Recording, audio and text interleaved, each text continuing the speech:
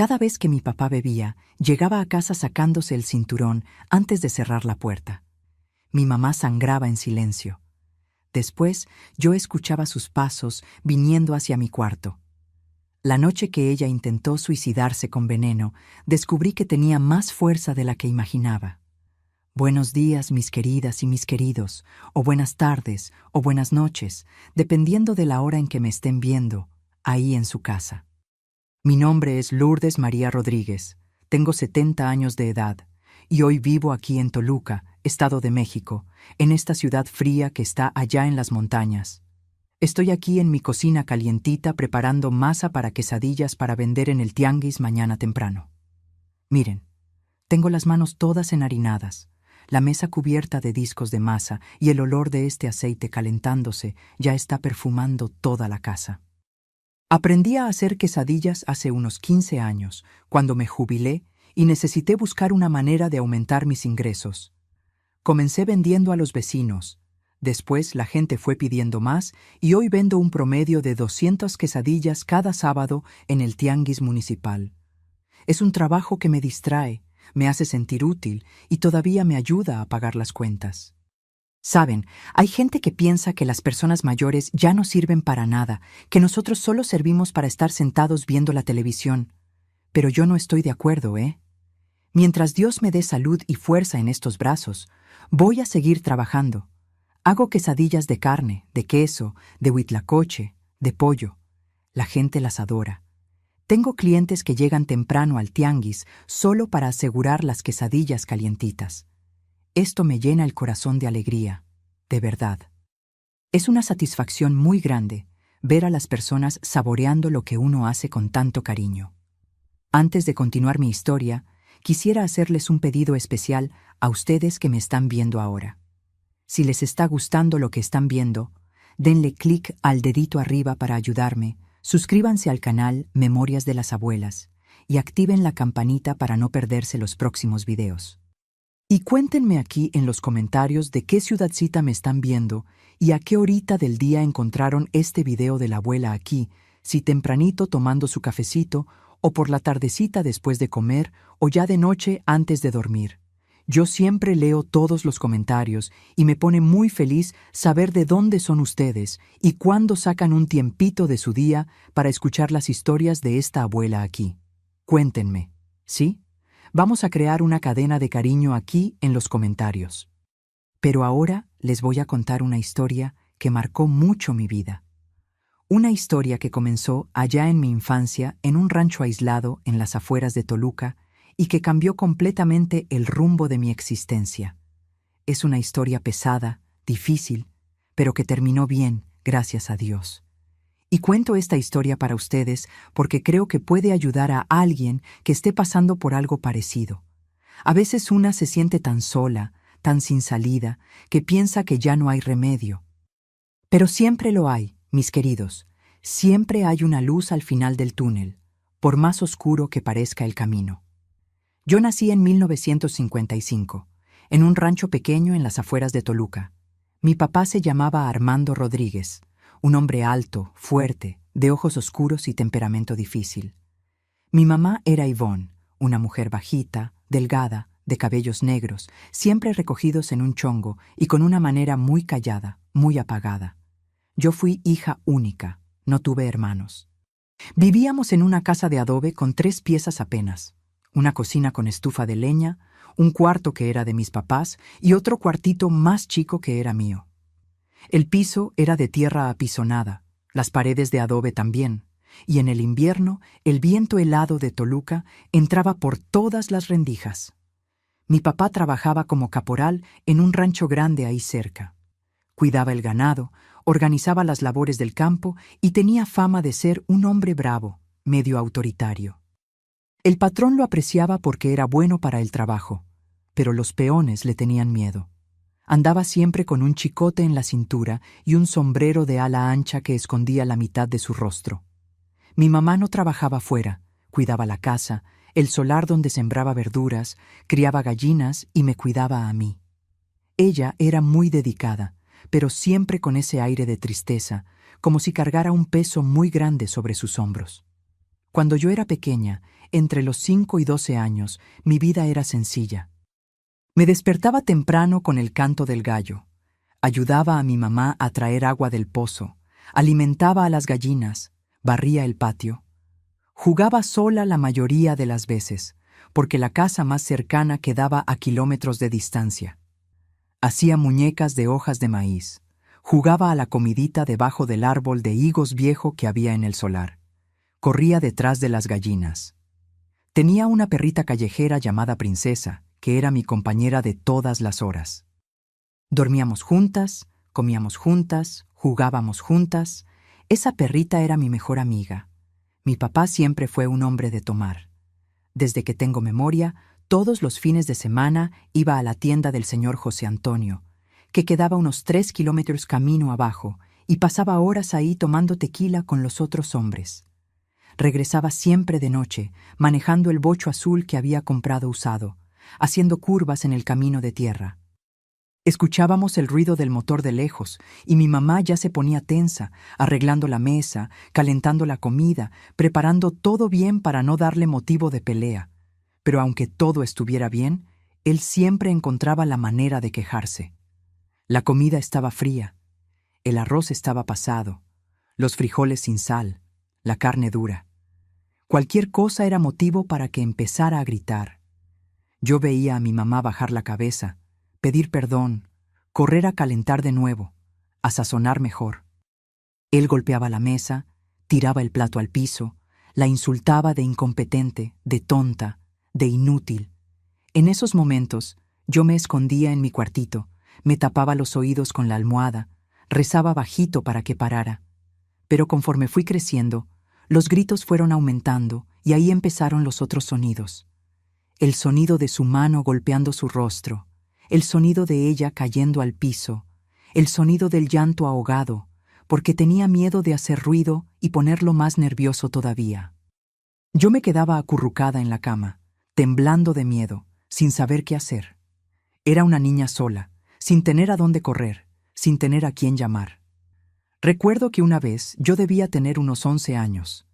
Ella apareció en la cocina al día siguiente, con el ojo morado y el labio hinchado. Le pregunté qué había pasado y me dijo que se había pegado en la esquina de la mesa. Pero yo sabía que no era verdad. Yo había escuchado todo la noche anterior. El miedo ya vivía dentro de mí desde pequeña, pero en esa época todavía no entendía bien el tamaño del problema en el que vivíamos.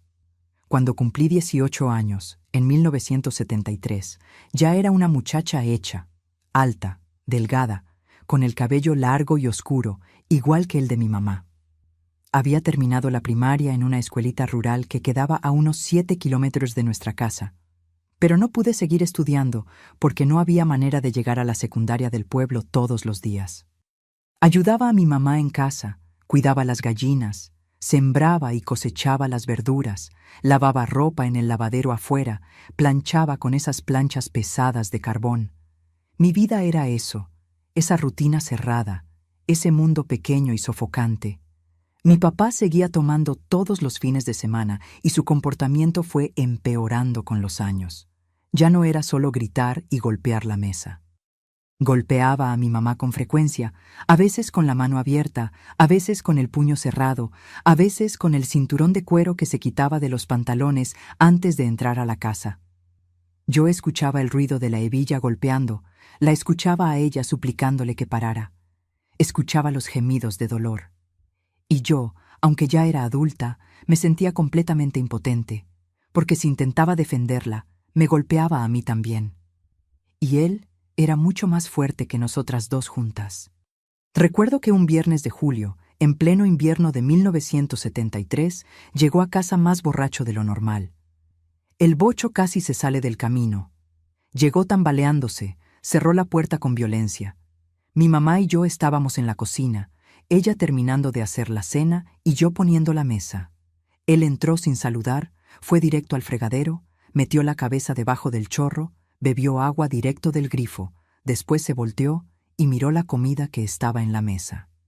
«¿Qué porquería es esta?», gruñó, señalando el guisado de carne que mi mamá había hecho. «Parece comida de perros». Mi mamá intentó explicar que era el mismo guisado que siempre comía, pero él no quiso ni escuchar. Agarró la olla y la tiró al piso. La comida se esparció por el piso de tierra. Pedazos de carne y papa rodaron por todos lados. Él la miró con esa mirada de odio que yo conocía bien, se quitó el cinturón despacio del pantalón, enrolló la punta en su mano. «Te voy a enseñar a hacer comida como debe ser», dijo y comenzó a golpearla. Intenté sujetarle el brazo, grité para que parara, pero me empujó con tanta fuerza que me pegué con la espalda contra la pared y quedé aturdida. Cuando logré levantarme, mi mamá ya estaba en el piso, acurrucada, con las manos protegiendo su cabeza, y él seguía golpeándola. El sonido de ese cinturón cortando el aire y después pegándole en el cuerpo, el sonido de su llanto, eso quedó grabado en mi mente para siempre. Después de que se cansó, soltó el cinturón en el piso y se fue a su cuarto. Poco tiempo después lo escuchamos roncando. Ayudé a mi mamá a levantarse. Lavé sus heridas con un trapo mojado. Le puse un ungüento casero que hacíamos con manteca y hierbas. Su espalda estaba marcada de morado, con verdugones rojos donde la hebilla había pegado. Ella lloraba bajito, pidiéndome que no hiciera ruido, con miedo de despertarlo. Esa noche no pude dormir. Me quedé acostada en mi cama, mirando el techo de madera, escuchando el viento frío golpear la ventana. Y fue esa noche que algo dentro de mí comenzó a cambiar. El miedo comenzó a dar lugar a la rabia, una rabia profunda, una rabia contra esa situación, contra ese hombre, contra la injusticia de todo aquello. Yo pensaba, esto no puede seguir así. No podemos vivir de este modo por el resto de nuestras vidas. Tiene que haber una manera de salir de esto. Pero no sabía cómo. No teníamos a dónde ir, no teníamos dinero guardado, no teníamos parientes cerca que pudieran ayudar. La familia de mi papá vivía lejos y nadie se metía en sus asuntos. La familia de mi mamá se había alejado después de que se casó, porque no aprobaban el matrimonio. Estábamos solas en ese pedazo de tierra aislado, sin teléfono, sin vecinos cercanos, sin nadie. Las semanas siguientes fueron una prueba de resistencia. Comencé a anotar mentalmente cada episodio de violencia, como si estuviera guardando pruebas en un cajón invisible de mi mente. Un martes cualquiera, llegó a casa a media tarde, ya medio borracho, diciendo que el patrón había dado día libre a los peones porque el ganado ya había sido marcado. Mi mamá estaba lavando ropa en el lavadero cuando él llegó. Yo estaba dentro de la casa, pero escuché todo por la ventana. «¿Qué haces ahí, floja?», gritó. «¿Estás ahí refregándote en el agua mientras la casa está hecha un chiquero?» «Pero Armando, la casa está limpia», mi mamá respondió con voz temblorosa. «Limpié todo desde temprano». «¿Ahora me estás respondiendo?», avanzó hacia ella. Escuché el sonido de la cubeta de ropa cayendo, del agua salpicando y después el grito ahogado de ella. Corrí hacia afuera y la encontré caída en el piso de cemento al lado del lavadero, con la frente sangrando donde se había pegado en la esquina. «Papá, por el amor de Dios», grité arrodillándome a su lado. Él me miró con desprecio. «Ve a cuidar a esta inútil y que la comida esté en la mesa en media hora, o las dos van a ver». Entró a la casa y nos dejó ahí. Ayudé a mi mamá a levantarse, la llevé adentro, limpié la herida. Tenía un corte feo, pero no era lo suficientemente profundo para necesitar puntadas. Hice un vendaje improvisado con un trapo limpio y preparé la comida corriendo, las manos temblando mientras movía la olla. Ese día marcó un escalón más en la escalada de horror en la que se había convertido nuestra vida. Y había otra cosa que comenzó a suceder en esa época, algo que me llenaba de un pavor tan grande que ni siquiera podía pensar bien en ello. Después de las noches de borrachera y violencia, después de que descargaba toda su rabia en el cuerpo de mi mamá, yo escuchaba la puerta de su cuarto abrirse. Me quedaba completamente paralizada en mi cama, los ojos muy abiertos en la oscuridad, escuchando sus pasos pesados en el pasillo. Caminaba despacio, tropezándose con sus propias piernas, golpeando la mano contra la pared para equilibrarse, y se detenía frente a la puerta de mi cuarto. Yo escuchaba su respiración pesada del otro lado de la madera. ese olor a tequila mezclado con sudor que entraba por debajo de la puerta. Mi corazón latía tan fuerte que estaba segura de que podía escucharlo. A veces se quedaba ahí parado por minutos que parecían horas. Yo fingía que dormía, pero todo mi cuerpo estaba tenso, preparado para cualquier cosa. Rezaba mentalmente, negociaba con Dios, prometía lo que fuera si hacía que mi papá se fuera. Y la mayoría de las veces, después de una eternidad, escuchaba los pasos alejándose, volviendo a su cuarto. Pero hubo una noche, pocos días antes de cumplir 19 años, que giró la manija. La puerta no tenía seguro y se abrió despacio, rechinando en las bisagras viejas. Me acurruqué debajo de la cobija, apretando a mi perrita princesa contra mi pecho, fingiendo el sueño más profundo que podía. Sentí cuando entró, cuando se quedó ahí parado al lado de mi cama. La luz de la luna entraba por la ventana y se podía ver su silueta, grande y amenazadora. Se quedó ahí tanto tiempo que mis piernas comenzaron a hormiguear de quedarse inmóviles. No me atrevía ni a respirar profundo, solo repetía mentalmente, «Vete, vete, vete», hasta que finalmente, después de un tiempo que pareció durar toda una vida, dio media vuelta y salió, cerrando la puerta detrás de él. Cuando escuché sus pasos alejándose, comencé a temblar descontroladamente. Lágrimas corrían por mi rostro, mojando la almohada. Princesa me lamió la mano, sintiendo mi desesperación. Esa noche no cerré los ojos. Me quedé sentada en la cama, abrazada a mi perrita, esperando el amanecer. Y cuando el gallo cantó, me prometí a mí misma que iba a encontrar la manera de salir de esa casa antes de que lo peor sucediera. Los meses siguientes fueron cada vez peores. El comportamiento de mi papá se volvió más agresivo, más impredecible. Tomaba durante la semana también. Ya no era solo los fines de semana. Regresaba del trabajo ya con olor a tequila y cualquier cosa era motivo para explosión de rabia. La comida, la casa, la ropa lavada, la manera en que lo mirábamos, todo servía de excusa. Mi mamá vivía con el cuerpo marcado, moretones en los brazos, en la espalda, en la cara. Intentaba esconderlos con manga larga y rebozo en la cabeza cuando tenía que salir a algún lado. Pero cualquiera que mirara bien podía darse cuenta. El problema es que nadie se metía. En esa época y en ese lugar, golpear a la mujer se consideraba asunto de familia. La gente hacía como que no veía, fingía que no pasaba nada, no se involucraba. Una vez en la tiendita del pueblo, doña Carmela, una señora que conocía a mi mamá desde niña, preguntó por el morado en su brazo. Mi mamá, con los ojos bajos, murmuró que se había caído. Doña Carmela la miró por un largo momento y yo vi en sus ojos que sabía la verdad, pero solo movió la cabeza tristemente y volvió al mostrador. Nadie iba a ayudar. Estábamos solas. Yo también pasé a ser blanco de su violencia. Si intentaba defender a mi mamá, me daba una bofetada. Si respondía algo, me daba un golpe. Me insultaba de atrevida, de respondona. Decía que yo era igual a mi mamá, que no servía para nada. La humillación era constante. Me llamaba burra, fea, quedada, porque ya tenía 19 años y no tenía marido. Decía que ningún hombre me iba a querer, que me iba a quedar ahí para siempre cuidándolo a él y a mi mamá, que era un peso muerto en su casa. Hubo un día que llegó más temprano del trabajo y me encontró leyendo un libro viejo que había encontrado en un baúl. Era una novela, una historia de amor.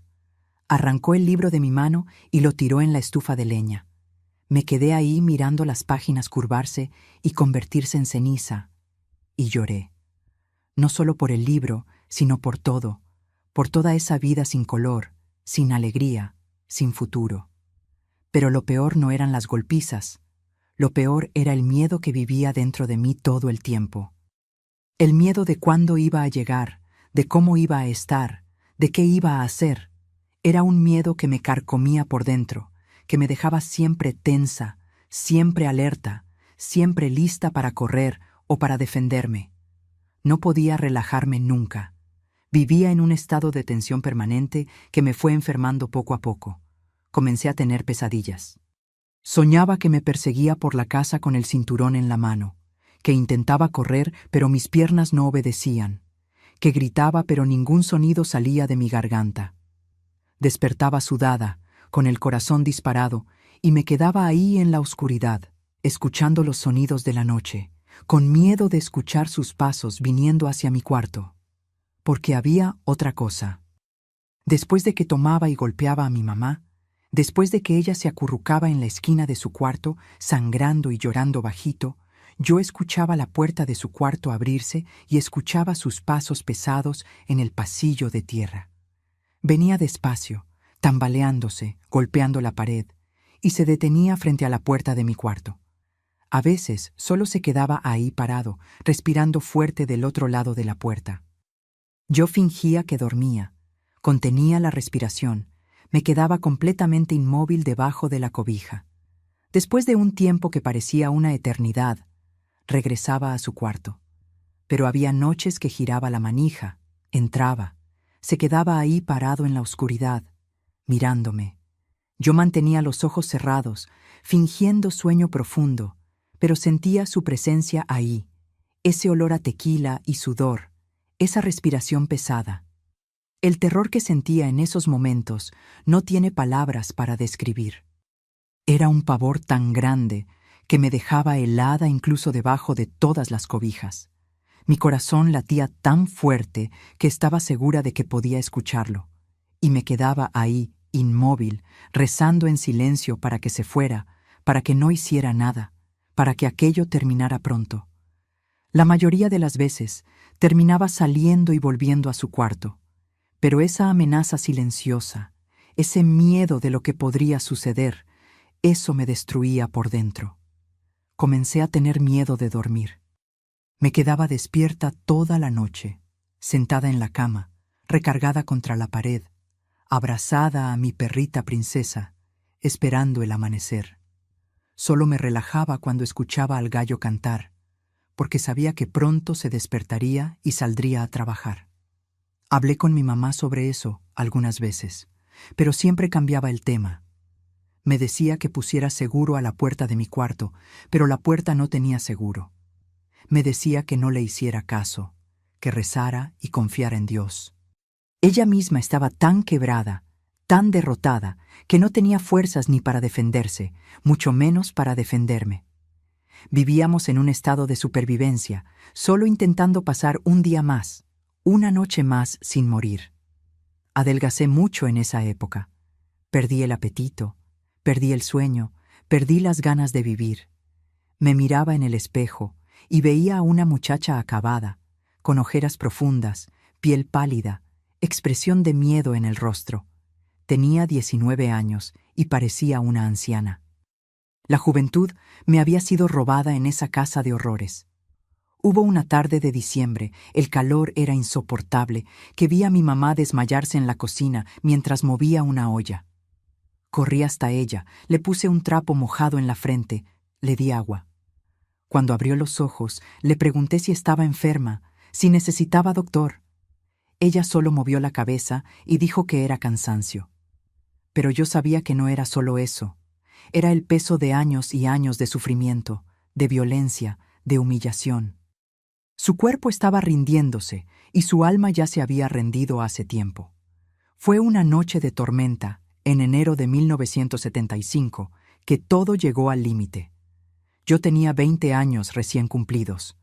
Afuera tronaba mucho, llovía fuerte, esos rayos que iluminaban todo el cielo. La luz se había ido hacía horas y teníamos velas encendidas por la casa. El viento golpeaba las ventanas con tanta fuerza que tenía miedo de que los vidrios se rompieran. Era una tormenta de esas que parece que el mundo se va a acabar. Mi papá había regresado de la tienda completamente borracho, peor de lo que ya lo había visto. Apenas podía caminar derecho, se golpeaba contra las paredes, tiraba las cosas. Escuché cuando su bocho llegó, haciendo ruido en el camino enlodado, casi derrapando antes de detenerse. Entró a la casa a tropezones, la ropa empapada de lluvia y apestando a tequila barato. Llegó a la cocina, donde mi mamá y yo estábamos intentando mantener el fuego de la estufa de leña encendido. El viento apagaba las llamas a cada rato y nosotras las volvíamos a encender. Ella había hecho un caldo de frijoles con hueso de puerco, que era lo que había para comer. Él miró la olla con esos ojos rojos e inyectados, hizo una cara de asco y con un movimiento brusco tiró la olla al piso. El ruido del metal golpeando fue opacado por el trueno afuera, pero el caldo caliente se esparció por el piso de tierra. El vapor subió y vi a mi mamá encogerse de miedo. «Ustedes dos no sirven para nada», gritó con la voz pastosa y arrastrada de la borrachera. «Nada en esta casa sirve. Solo me dan disgustos. Trabajo como un perro y llego a casa a comer esta porquería». Y comenzó a golpearla, pero esta vez fue diferente. Fue con una violencia que nunca había visto antes. Usó los puños, los pies, agarró la leña de la pila al lado de la estufa y le pegó en la espalda. Ella cayó al piso, intentó protegerse, encogió el cuerpo, se cubrió la cabeza con los brazos, pero él continuó. El sonido era horrible, el sonido de la madera golpeando, el sonido de los gemidos de dolor, el sonido de su llanto mezclado con los truenos afuera. Yo grité, intenté jalarlo, agarré su brazo con toda la fuerza que tenía. «¡Para! ¡La vas a matar!». Pero él se volteó hacia mí con esa mirada de odio puro y me dio un golpe en la cara que me tiró. Cuando caí, me golpeé la cabeza en la esquina de la mesa y quedé aturdida, viendo estrellas, el sabor de sangre en la boca. Cuando logré enfocar la vista de nuevo, había dejado de golpearla. Estaba de pie, respirando pesado, mirándolas a las dos caídas en el piso, como si fuéramos basura, como si fuéramos menos que nada. La luz de la vela parpadeaba, haciendo que las sombras danzaran en las paredes. Él escupió en el piso, bien cerca del rostro de mi mamá, y habló con desprecio. «Quédense ahí en el piso, que es donde merecen estar». Después se fue a su cuarto, cerrando la puerta con fuerza. Poco después, a través del ruido de la tormenta, escuchamos sus ronquidos. Se había desmayado de tan borracho. Me levanté con dificultad, la cabeza palpitando de dolor. Limpié la sangre que corría del corte en mi frente. Busqué a mi mamá en medio de la oscuridad, solo con la luz débil y temblorosa de las velas. Ella estaba caída cerca de la estufa, inmóvil. Mi corazón casi se detuvo. Pensé que la había matado. «¡Mamá!», llamé con la voz desesperada, arrastrándome hasta ella con las piernas temblorosas. «Mamá, responde, por favor». Cuando llegué cerca, vi que estaba consciente, pero respirando con dificultad. Tenía un corte feo en la cabeza, la sangre corriendo por su frente, el ojo ya hinchándose, poniéndose morado, la boca sangrando. La ayudé a sentarse, la abracé y fue cuando sentí que tenía algo en la mano cerrada, algo pequeño, redondo, que apretaba con fuerza. «¿Qué es eso, mamá?», pregunté con el corazón acelerado, intentando ver mejor en la luz débil y parpadeante de la vela. Ella abrió la mano temblando, los dedos sucios de sangre. Era una latita vieja de veneno para ratas, de esos 3 pasos que usábamos antiguamente para matar las ratas en el granero. La latita estaba abierta y tenía muy poco veneno adentro. Mi sangre se heló. «Mamá, ¿qué hiciste?». «Ya no aguanto más, Lourdes», susurró con la voz quebrada, casi sin poder hablar. «Ya no aguanto más vivir así. Ya no aguanto más que me golpee. Ya no aguanto más tener miedo. Es mejor morir que seguir de este modo. Al menos en la muerte hay paz». Mi corazón se disparó. Sentí el pánico apoderarse de mí. «Mamá, no digas eso. ¿Te tomaste ese veneno? Mamá, responde». Pero ella ya lo había hecho. Había abierto la latita, había echado esos granitos negros y pequeños en su boca, los había tragado, y ahora yo veía la espuma comenzar a formarse en las comisuras de su boca, sus ojos poniéndose vidriosos, el cuerpo comenzando a temblar. «No, no, no», grité desesperada, agarrándola por los hombros. «Mamá, escúpelo, escúpelo ahora». Intenté meter mi dedo en su garganta, pero ya se lo había tragado hace rato. El veneno ya estaba bajando, ya estaba comenzando a hacer efecto. La veía poniéndose más pálida, su cuerpo temblando más fuerte, la espuma aumentando. Recordé lo que la vecina vieja, doña Florinda, me había enseñado una vez cuando un perro comió veneno para ratas. Si alguien come veneno, dale leche. La leche corta el efecto, y carbón también. Carbón activado absorbe el veneno. Corrí hasta el estante con las piernas temblando, casi cayéndome. Tiré todo en el camino. Agarré la lata de leche en polvo, la mezclé con agua rápido, regresé corriendo. La forcé a beber. Ella intentó resistirse, volteó la cara, pero la sujeté firme y forcé el líquido por su garganta. «Toma, mamá, por el amor de Dios, toma». Después agarré carbón apagado de la estufa. Lo aplasté entre dos piedras hasta que se hizo polvo. Lo mezclé con agua y la forcé a tomarlo también. El líquido negro corrió por su barbilla, manchó su ropa, pero seguí forzándola. Ella comenzó a retorcerse, a tener arcadas y entonces vomitó. Vomitó todo, esa mezcla negra y horrible, los pedazos de comida de la cena, el veneno. Yo le sostuve el cabello, seguí forzándola a tomar agua, más agua, hasta que lo sacara todo. Nos quedamos ahí abrazadas en el piso sucio de comida, sangre y vómito, llorando. Yo lloraba de desesperación, de miedo, de rabia. Ella lloraba de dolor, de cansancio, de derrota. La lluvia caía afuera con fuerza. Los truenos sacudían toda la casa. La tormenta de afuera no era nada comparada con la tormenta dentro de mí. Mi mamá lloraba y repetía entre sollozos: «Déjame morir, hija. Déjame irme. Deja que mi alma descanse. Es la única manera de quedar libre de él. En la muerte no hay dolor, no hay miedo, no hay sufrimiento». Pero yo la apreté en mis brazos con toda la fuerza que tenía y dije, con una determinación que salió de un lugar que ni sabía que existía dentro de mí: «No, mamá, no vamos a morir. No hoy, no mañana, nunca. Vamos a salir de aquí. Vamos a huir de este infierno. Te lo prometo. Juro por Dios que vamos a escapar». «¿Cómo?», preguntó sin fuerzas, la voz débil. «No tenemos a dónde ir. No tenemos a nadie. No tenemos dinero. No tenemos carro. Estamos atrapadas aquí». Fue en ese momento de desesperación total, que me acordé. Mi tío Octavio, hermano de mi mamá, que vivía en la Ciudad de México, a más de 200 kilómetros de ahí.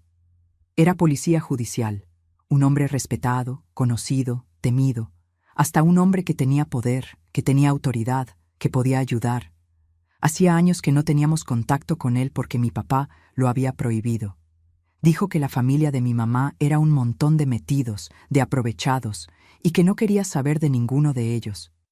Pero yo sabía que si lográbamos hablar con el tío Octavio, nos iba a ayudar.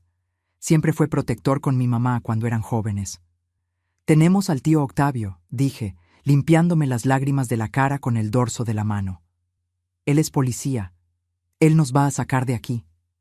«¿Pero cómo vamos a hablar con él?», preguntó con los ojos hinchados y rojos. «No tenemos teléfono. Tu papá tiene las llaves del carro. Son 5 kilómetros hasta la tienda más cercana y está esta tormenta». Miré por la ventana. La lluvia caía como una cortina de agua. Los relámpagos iluminaban todo por segundos y después dejaba todo oscuro de nuevo. El viento aullaba, pero no me importó. «Yo voy», dije con una firmeza que ni sabía que tenía dentro de mí. «Voy hasta la tienda del señor José. Voy a llamar al tío Octavio y cuando regrese arreglamos nuestras cosas y nos quedamos esperando a que venga por nosotras». Mi mamá intentó detenerme. Agarró mi brazo. «¿Estás loca, muchacha? Con esta lluvia de noche te puede caer un rayo. Puedes resbalarte y romperte el cuello. Puede ser peor quedarnos aquí», interrumpí. «Mamá, intentaste suicidarte. La próxima vez puedo no llegar a tiempo. Y él está empeorando cada vez más. No sé cuánto tiempo más tenemos». Ella me miró a los ojos por un largo momento y entonces, por primera vez en mucho tiempo, vi un brillo de esperanza en esos ojos cansados. Asintió despacio. Me puse una chamarra vieja que tenía colgada en un clavo, esa chamarra de plástico azul que era de mi abuelo. Me calcé unas botas de hule que se hundían en el lodo. Me amarré un paliacate en la cabeza. Miré hacia el cuarto donde mi papá roncaba fuerte, inconsciente de todo. Sentí un odio tan grande subiendo dentro de mí que tuve que respirar profundo para controlarme. Quería agarrar esa leña que había usado para golpear a mi mamá y pegarle en la cabeza. Quería verlo sangrando, sufriendo, pidiendo clemencia, pero no lo hice. En su lugar, miré a mi mamá una última vez. «Pon el seguro a la puerta de tu cuarto por dentro», dije, «y reza, reza mucho». Y salí por la puerta, debajo de esa tormenta de enero que parecía el fin del mundo. La lluvia era tan fuerte que apenas veía un palmo frente a mi nariz. El agua me golpeaba la cara con tanta fuerza que dolía. El lodo me llegaba hasta la pantorrilla de la bota, jalaba mis pies con cada paso, como si quisiera jalarme hacia abajo de la tierra. Los relámpagos iluminaban el camino por un segundo, y yo veía los hoyos, las piedras, las ramas caídas. Después se oscurecía todo de nuevo y quedaba ciega. Pero yo corrí. Corrí con todas las fuerzas que tenía, resbalándome en el lodo, cayendo de rodillas, levantándome de nuevo, corriendo de nuevo. Las lágrimas se mezclaban con la lluvia en mi cara. No se podía distinguir qué era el agua de la lluvia y qué eran mis lágrimas. El viento arrancaba la chamarra de mi cuerpo. Tenía que sujetarla firme, si no volaba. Mis pulmones ardían, mis piernas dolían, pero no me detenía. Rezaba mientras corría. Rezaba alto, le gritaba a las nubes oscuras: «Dios, ayúdame. Dame fuerza para llegar allá. Protege a mi mamá. No dejes que muera. No dejes que él despierte. Ayúdame, Señor». Caí en un charco profundo y me lastimé la rodilla con una piedra. Me levanté cojeando, pero continué. Pasé por lugares que me daban miedo hasta de día. Imagínense de noche en esa oscuridad.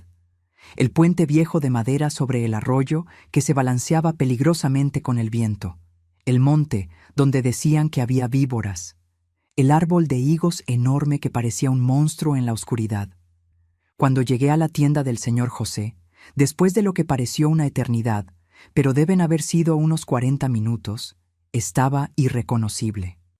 Toda enlodada, ensangrentada del corte en la frente, empapada hasta los huesos, temblando de frío y de agotamiento. Golpeé la puerta de madera con desesperación, pegándole con los 2 puños. «Señor José, abra, por favor, es urgente». Tardó un poco, pero abrió, vistiendo una bata vieja y cargando una lámpara. Cuando me vio, sus ojos se abrieron de susto. «Por el amor de Dios, muchacha, ¿qué te pasó? Estás toda...». «Señor José, necesito usar el teléfono», interrumpí, entrando sin pedir permiso, goteando agua y lodo en el piso de la tienda. «Es urgente. ¿Es de vida o muerte, por favor?» No hizo más preguntas. Conocía a mi papá, conocía su fama. Creo que imaginó lo que había pasado. Me llevó hasta el teléfono de disco negro que estaba en la esquina de la tienda, colgado en la pared. Con las manos temblando tanto que apenas podía controlarlas, marqué el número que mi mamá me había dado una vez hace años y que yo había memorizado, el número de la comandancia en la Ciudad de México. El teléfono sonó. 1 vez, 2, 3, 4. Yo rezaba: «Contesta, contesta, contesta». En la 5ª llamada, alguien contestó. Una voz de hombre gruesa, cansada. «Comandancia de Policía Judicial». «Necesito hablar con el comandante Octavio», dije, la voz saliendo temblorosa. «Es urgente». «Es una emergencia». «El comandante no está de guardia. Llame mañana». «No», grité, «no puede ser mañana. Soy su sobrina. Es de vida o muerte. Por favor, llámelo. Vaya a su casa. Despiértelo, pero llámelo». Debe haber tenido algo en mi voz, en mi desesperación, que hizo que el hombre entendiera la gravedad. «Espere en la línea». Esperé. Cada segundo parecía una hora. Escuchaba el ruido estático de la línea, mi propio corazón latiendo, la lluvia afuera. El señor José se quedó a mi lado, sosteniendo la lámpara, sin decir nada. Finalmente, después de unos 5 minutos que parecieron una eternidad, escuché la voz de mi tío Octavio del otro lado de la línea. Una voz firme, preocupada. «Bueno, ¿quién habla?» «¿Tío Octavio? Soy yo, Lourdes, la hija de Ivonne». «¿Lourdes? ¿Qué pasó?» «Son las 3 de la mañana, muchacha». Y entonces me derrumbé. Conté todo. Entre sollozos, entre lágrimas. Conté todo. Cómo mi papá tomaba y golpeaba a mi mamá desde hace años. Cómo había empeorado. Cómo hoy en la noche casi la mata. Cómo ella había intentado suicidarse con veneno y yo la había salvado. Cómo necesitábamos salir de ahí antes de que pasara una tragedia mayor. Cómo no teníamos a dónde ir. No teníamos a nadie. Solo lo teníamos a él. Mi tío se quedó en silencio por un momento que pareció eterno. Solo escuchaba su respiración pesada del otro lado de la línea. Entonces habló, y su voz era dura como acero, fría como hielo.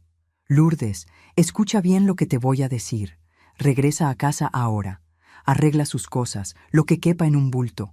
Voy para allá por ustedes. Voy a llevar la patrulla y 2 hombres más. Las voy a sacar de ahí a las 2. Y ese desgraciado va a pagar por lo que hizo. Va a pagar caro. Déjamelo a mí». «Gracias, tío», lloré. «Gracias. No me agradezcas. Agradécele a Dios que tuviste el valor de salir en esta tormenta a pedir ayuda. Llego ahí en unas 3 horas. Aguanta firme». Colgué el teléfono y me apoyé contra la pared temblando. El señor José me ofreció un café caliente que me tomé de un trago, aunque me quemara la lengua. Después, fortalecida por la esperanza, regresé a casa. La lluvia había disminuido un poco, pero el camino estaba peor, más enlodado.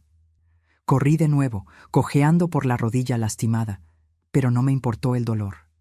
Cuando entré a la casa, mi mamá estaba sentada en la cama de su cuarto, abrazada a una almohada, rezando el rosario. Me miró con los ojos muy abiertos. «Lo logré», dije, cerrando la puerta despacio. Hablé con el tío Octavio. «Viene por nosotras. Nos vamos de aquí, mamá, para siempre». Ella comenzó a llorar de alivio, tapándose la boca para no hacer ruido.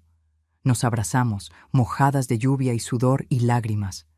Pero por primera vez en mucho tiempo, eran lágrimas de esperanza. Agarramos 2 bultos viejos de tela y comenzamos a poner nuestra ropa adentro despacio, sin hacer ruido. No era mucha cosa.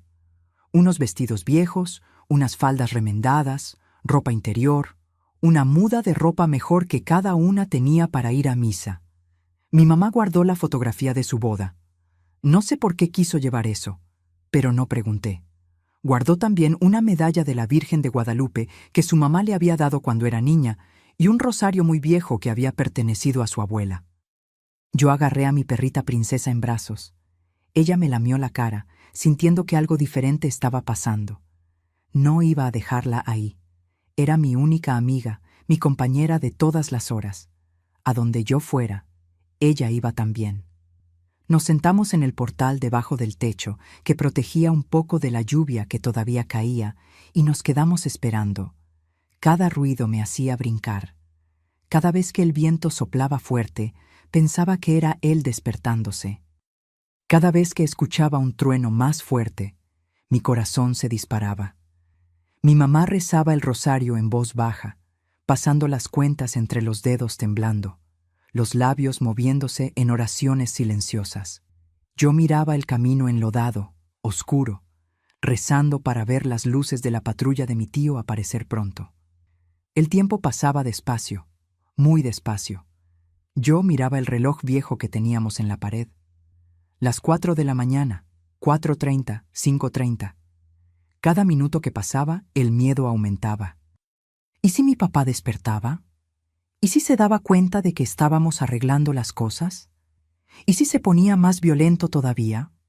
Pero finalmente, cuando el sol ya estaba comenzando a aclarar allá en el horizonte, pintando el cielo de tonos rosas y naranjas, y la lluvia había disminuido a una llovizna fina, vi 2 luces en el camino y después escuché los motores. No era un solo carro, eran 2. Primero llegó la patrulla negra y blanca de la policía judicial, esa camioneta grande e imponente, con la sirena apagada, pero con las luces rojas y azules parpadeando, cortando la neblina de la mañana. El escudo de la policía brillaba en la carrocería. Atrás venía una camioneta negra, robusta, enlodada. De la camioneta bajó mi tío Octavio. No lo veía desde hacía unos 7 años, desde que yo era niña, pero no había cambiado mucho. Era un hombre alto, fuerte, de hombros anchos, con un bigote grueso y canoso, con el uniforme completo de comandante, camisa caqui, pantalón negro, botas negras lustradas y una pistola calibre .38 en la cintura. Tenía una presencia que imponía respeto, hasta miedo. Sus ojos eran duros, acostumbrados a ver lo peor de la humanidad. Nos miró en el portal, vio el estado en que estábamos. Mi mamá con la cara hinchada y morada, yo con sangre seca en la frente, las dos sucias, asustadas, temblando, y su rostro se puso todavía más duro. Su mandíbula se tensó, sus ojos se entrecerraron. ¿Las dos están bien?, preguntó, subiendo los escalones del portal con pasos firmes que hacían que el piso de madera gimiera. Sí, tío, dije, la voz saliendo débil. Él está durmiendo allá adentro, todavía está borracho. Mi tío hizo una señal a los 2 policías que habían venido en la patrulla. Eran 2 hombres jóvenes, fuertes, con uniforme impecable y expresión seria. Entraron a la casa con pasos firmes, sin dudar. Mi mamá y yo nos quedamos afuera, abrazadas, agarrándose una a la otra. Escuchamos cuando entraron al cuarto, escuchamos cuando despertaron a mi papá. Lo escuchamos gritando con esa voz gruesa y rabiosa. ¿Qué chingados es esto? ¿Quiénes se creen que son? Salgan de mi casa, no pueden entrar así. Pero la voz de los policías fue más firme, más fría, más autoritaria. Usted está detenido por violencia doméstica e intento de homicidio. Tiene derecho a guardar silencio. Todo lo que diga puede y será usado en su contra. Escuchamos ruido de pelea, de cosas rompiéndose, de él resistiéndose. No pueden hacer esto. Conozco gente importante. Los voy a demandar. Esto es invasión de propiedad. ¿Va a salir por las buenas o por las malas?, dijo uno de los policías. Elija. Mi papá salió esposado, descalzo, en calzones y camiseta vieja, con la cara arrugada de quien durmió borracho, el cabello despeinado, los ojos inyectados. Uno de los policías lo agarraba firme del brazo.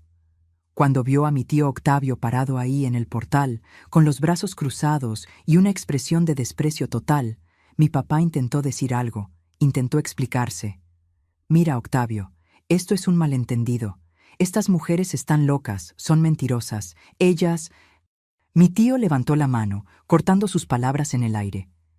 Cállate la boca, Armando, cállate esa boca inmunda. Vi el estado en que está mi hermana, vi la cara de mi sobrina. No necesito oír nada más. Bajó los escalones despacio, se acercó a mi papá hasta quedar cara a cara con él. Mi tío era más alto, más ancho, más imponente. Mi papá, esposado y borracho, parecía pequeño frente a él. «Eres un cobarde», dijo mi tío con una voz baja, peligrosa, que daba más miedo que cualquier grito. «Eres un cobarde que le pega a las mujeres, que le pega a su propia esposa, a su propia hija. Un hombre de verdad no hace eso. Un hombre de verdad protege. Tú no eres hombre, eres basura». Mi papá intentó soltarse, intentó avanzar, pero los policías lo sujetaron firme. «No puedes». «Soy comandante», interrumpió mi tío.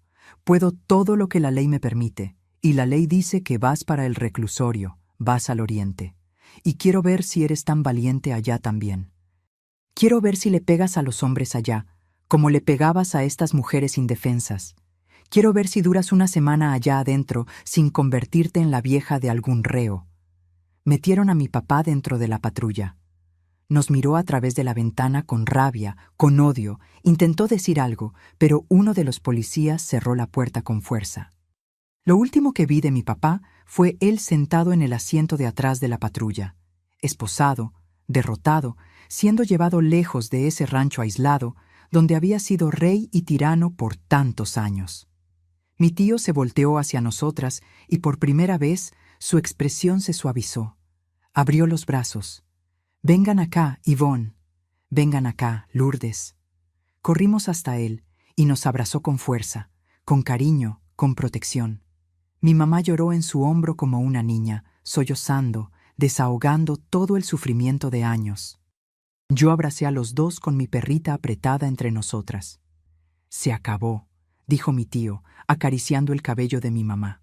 «Se acabó, Yvonne, estás libre, las dos están libres, agarren sus cosas, se van conmigo ahora, van a vivir en mi casa hasta que les consigamos un lugar. Y ese desgraciado nunca más les va a poner una mano encima. Yo lo garantizo». Pusimos los bultos en la camioneta. Yo sostuve a mi perrita princesa con fuerza contra mi pecho, sintiendo su corazoncito latiendo rápido. Mi mamá miró para atrás una última vez, hacia esa casa de adobe vieja, donde había sufrido tanto, donde había perdido tantos años de su vida, donde casi muere. Las lágrimas corrían por su rostro morado e hinchado. Después subió a la camioneta y no miró más, nunca más. Durante el viaje hacia la Ciudad de México, mientras el sol salía completamente e iluminaba los campos verdes y mojados del Estado de México, mi tío explicó todo. Dijo que iba a hacer el proceso contra mi papá, que iba a juntar todas las pruebas, que iba a garantizar que se quedara encerrado el máximo tiempo posible, que íbamos a vivir en su casa con su esposa y sus hijos hasta conseguir un lugar propio, que nos iba a ayudar a empezar de nuevo, a construir una vida nueva. «Nadie merece vivir como ustedes vivieron», dijo, mirando por el retrovisor con los ojos llorosos. «Perdóname por no haber sabido antes, Yvonne. Perdóname por haber dejado pasar tanto tiempo sin buscarlas. Si lo hubiera sabido, las habría sacado de ahí hace años. Pero ahora están seguras y van a estar seguras. Eso se los prometo». Mi mamá lloró todo el camino. Pero esta vez no era llanto de dolor, era llanto de alivio, era llanto de liberación, era llanto de quien finalmente podía respirar sin miedo. Yo la abracé a mi perrita, y miré por la ventana viendo el sol saliendo sobre los campos. La lluvia había pasado, el cielo estaba despejado, los pájaros comenzaban a cantar. Era el primer día de nuestra nueva vida. Era el primer día de libertad. Y aquí estoy yo hoy, mis queridos, 70 años de edad, viviendo en la misma Toluca donde nací, pero en una casita que es mía, conquistada con mi propio trabajo. No es grande, no es lujosa, pero es mía. Tiene 2 cuartos, una sala acogedora, una cocina bien equipada donde hago mis quesadillas para vender en el tianguis todos los sábados. Tiene un patiecito donde siembro unas verduras, crío unas gallinas y tengo un árbol de ciruelas que da frutos hermosos en el verano.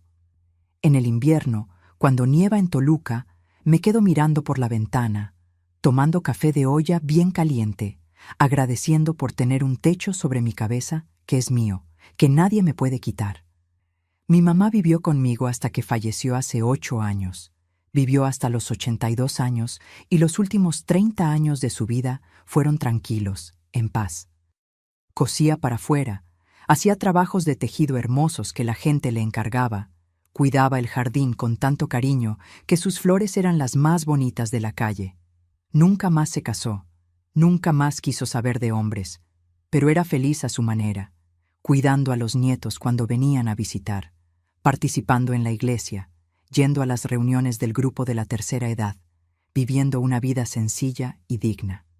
Cuando partió, fue durmiendo sin dolor, sin sufrimiento, como ella merecía. La enterré con la medalla de la Virgen de Guadalupe que siempre cargó y el rosario viejo de su abuela.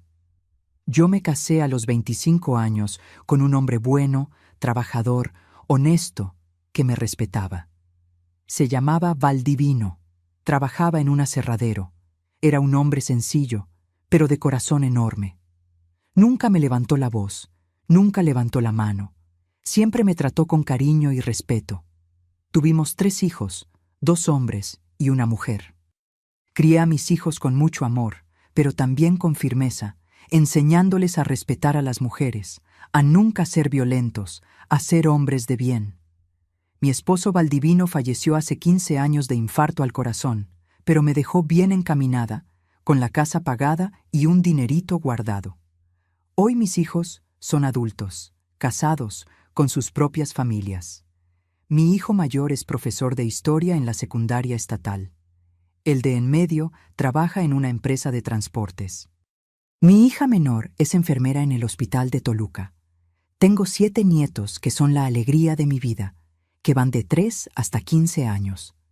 Vienen a visitarme todos los fines de semana, llenan mi casa de ruido y alegría, comen mis quesadillas recién hechas, juegan en el patio con las gallinas, se suben al árbol de ciruelas.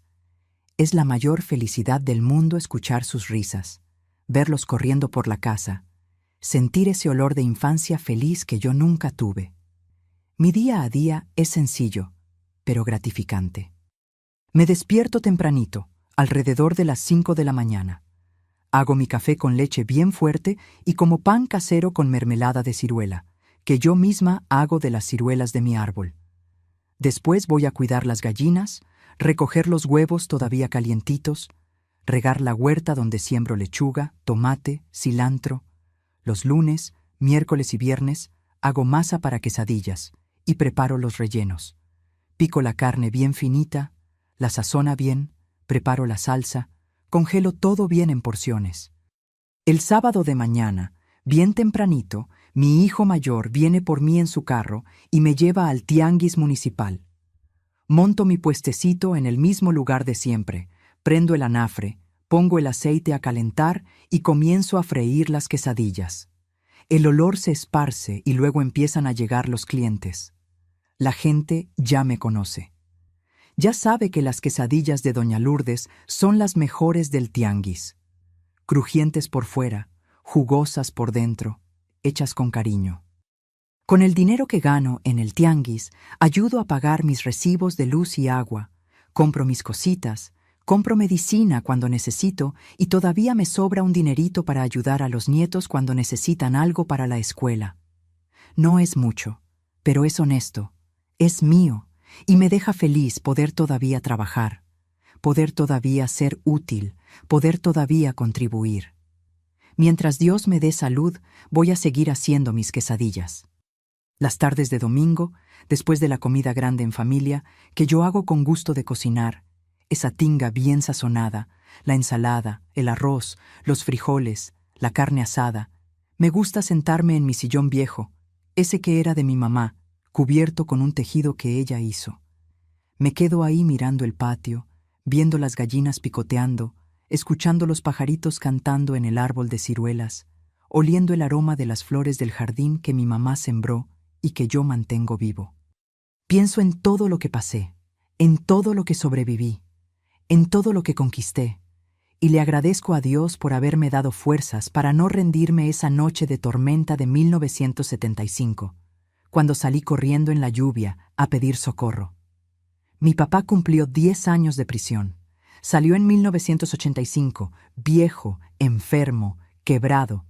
Intentó regresar a Toluca, pero nadie lo quiso. El rancho donde trabajaba no lo quiso más. La gente que conocía la historia le dio la espalda.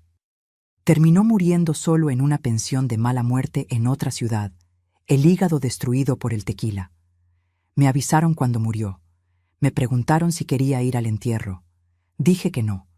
No sentí nada cuando supe que murió. Ni rabia, ni lástima, ni alivio, solo indiferencia. Él ya no es parte de mi vida, ni de mis recuerdos buenos. Para mí, dejó de existir ese día de 1975, cuando la policía se lo llevó esposado. La vida que tengo hoy es sencilla, pero es mía. Es una vida de paz, de dignidad, de respeto. Me despierto sin miedo de que alguien llegue borracho. Duermo sin miedo de escuchar pasos en el pasillo. Nadie me grita. Nadie me levanta la mano. Nadie me humilla. Soy libre, completamente libre. Y después de todo lo que pasé, sé que la libertad es el mayor regalo que alguien puede tener. La libertad vale más que todo el dinero del mundo. Mis queridos y mis queridas que me acompañaron hasta aquí, no conté esta historia para recibir lástima de nadie. No quiero que sientan pena por mí. La conté porque sé que hay mucha gente pasando por una situación parecida en este exacto momento. Hay muchas mujeres viviendo con miedo dentro de su propia casa. Hay muchas hijas, muchas mamás, muchas esposas sufriendo calladas, pensando que no hay salida, pensando que tienen que aguantar porque no tienen a dónde ir, porque no tienen dinero, porque no tienen a nadie. Pero yo estoy aquí para decir, mirándolos a los ojos, a cada uno de ustedes, sí hay salida, siempre la hay. Puede parecer imposible, puede parecer que el mundo entero está contra ti. Puede parecer que estás sola y que nadie te va a creer, pero sí existe un camino de liberación. A veces se necesita mucho valor, como el valor que yo tuve de salir corriendo debajo de esa tormenta, con miedo de que me cayera un rayo, con miedo de romperme el cuello, pero con más miedo todavía de quedarme en esa casa y morir poquito a poco. Yo era una muchacha de 20 años, asustada, sin estudios, que nunca había salido de ese rancho sola. Pero cuando llegué al límite, cuando vi a mi mamá intentando suicidarse, descubrí una fuerza que ni sabía que tenía. Y tú también tienes esa fuerza dentro de ti. Puede que no lo sepas todavía, puede que no la sientas todavía, pero está ahí esperando el momento de aparecer.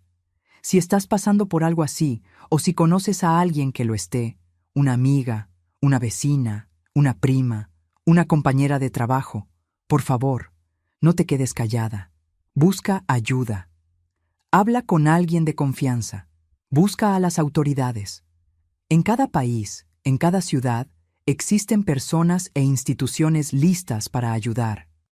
Hay fiscalías especializadas, hay refugios, hay trabajadores sociales, hay psicólogos, hay abogados que trabajan gratis para ayudar a mujeres en situación de violencia.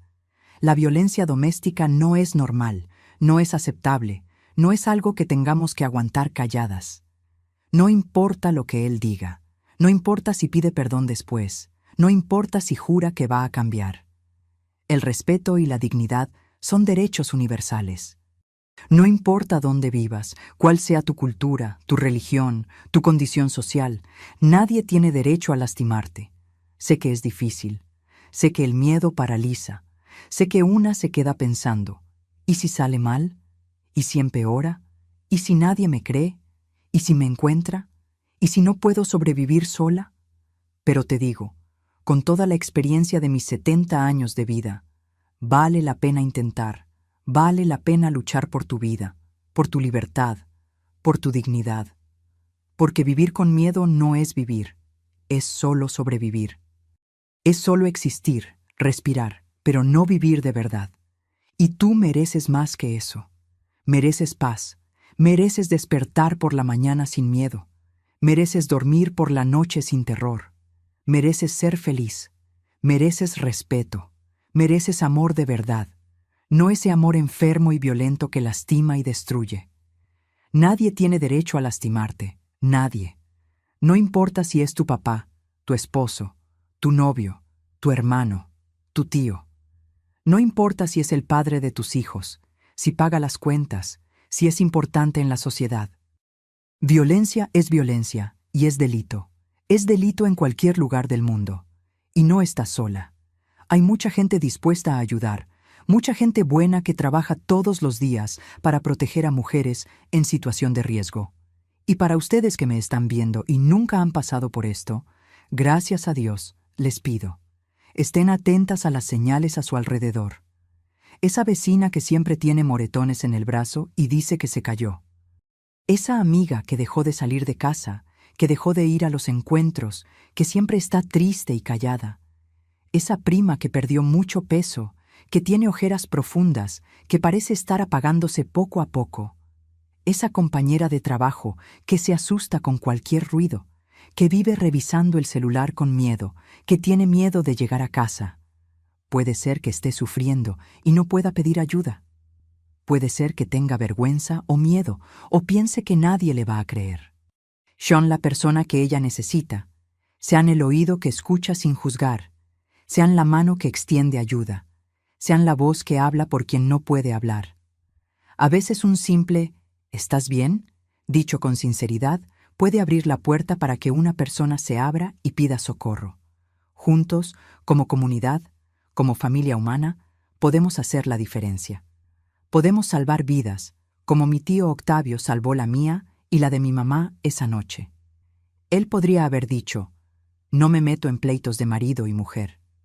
Pero no, vino, nos sacó de ese infierno, nos dio una oportunidad de empezar de nuevo. Y miren dónde estoy hoy, viva, libre, feliz, con una familia hermosa, con nietos maravillosos, con una vida digna.